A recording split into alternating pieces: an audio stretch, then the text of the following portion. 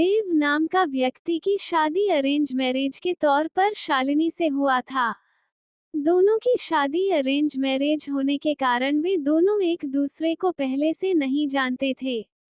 शादी के बाद दोनों एक दूसरे को जानने पहुंचाने का काम चालू हुआ। कुछ ही दिनों में दोनों एक दूसरे को अच्छी तरह से जल्दी पहचानने लगे थे। जब दोनों में अच्छी तरह से पहचान हुआ, दोनों एक दूसरे को समझने लगे थे, तो देव को लग रहा था कि उसे एक बेहतर ही पत्नी मिली है, क्योंकि उसे पूरी तरह से समझने के बाद उसे समझ में आ गया था कि लव मैरिज करना कोई जरूरी नहीं है, अरेंज मैरिज में भी अच्छी पत्नी मिल जाती है।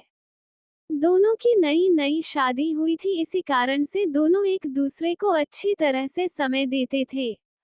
उसके बाद दोनों एक दूसरे के काम में हाथ बटाया करते थे।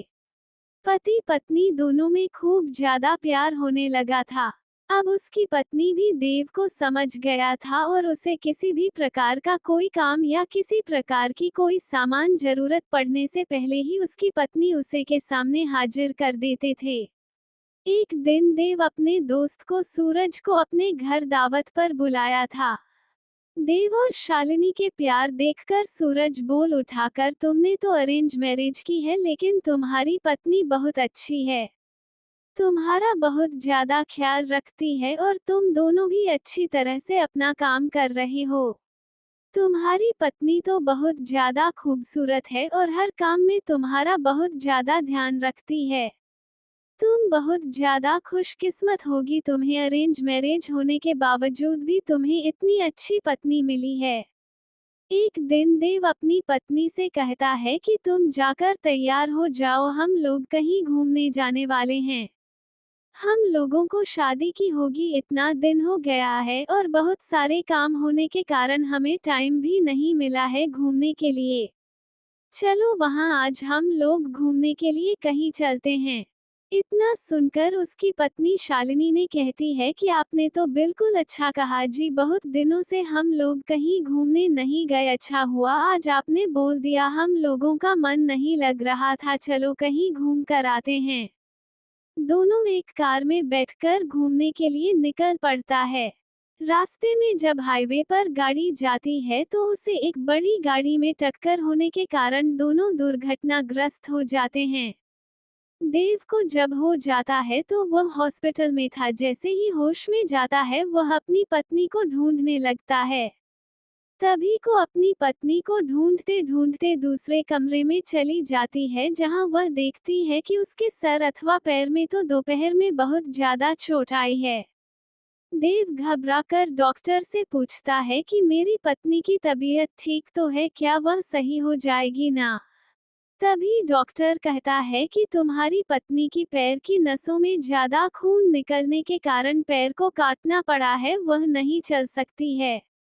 इतना सुनते ही शालिनी की आंखों में आंसू आ जाता है और कहता है कि मैं तो आपके ऊपर अब बोझ बन गया हूँ। उसके बाद देव कहता है कि ऐसा कोई बात नहीं है, इतने दिनों से तुमने मेरा ख्याल रखा था, अब मेरा फर्ज बनता है कि मैं भी तुम्हारा ख्याल रखूंगा। अब दोनों साथ मिलकर अपने घर की तरफ रवाना हुआ। घर जाकर दोनों एक दूसरे के बिना ना रहने की कसम खाई थी। फिर उसके बाद फिर वह अपनी जॉब को छोड़कर घर से ही वर्क टू होम मतलब के वर्क फ्रॉम होम किया करता था। साथ ही घर रहकर अपने पत्नी की मदद तथा उसके देखरेख में उसका मदद किया करता था। इसी तरह एक दिन फिर सूरज देव का दोस्त उसके घर आता है और कहता है कि तुम तो आप घर के काम करने लगे हो, तुम्हें बहुत अच्छा बिजनेसमैन हो, तुम अपनी जिंदगी क्यों बर्बाद कर रहे हो एक लड़के के कारण? तुम अपनी दूसरी शादी कर लो, चाहे तो इसे भी अपने पास ही रखो, लेकिन तुम कंपनी में चलो काम करो।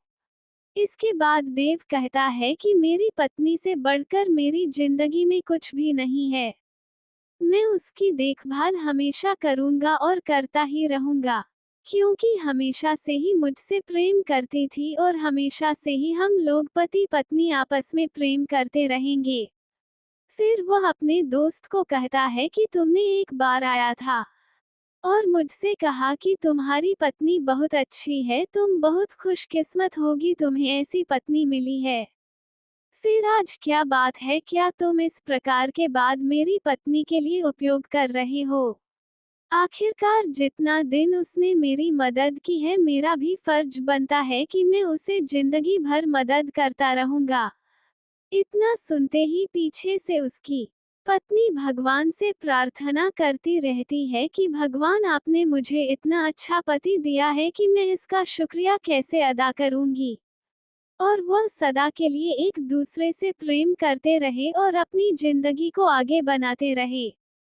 इसलिए मेरा मानना है कि पत्नी चाहे जैसे भी हो, उसे कभी नहीं छोड़नी चाहिए।